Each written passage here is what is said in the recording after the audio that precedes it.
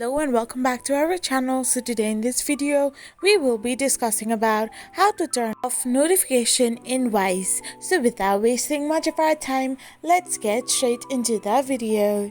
First and foremost, all you need to do is simply tap open your Wise app.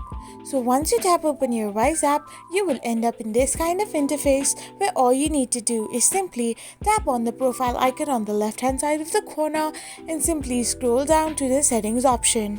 So once you tap on settings, you will end up in this page where you need to tap on the notifications, and once you hit the dongle, it will turn it off if it is in the left side, or if you activate it and turn it on the right side, you can start getting your notifications back again.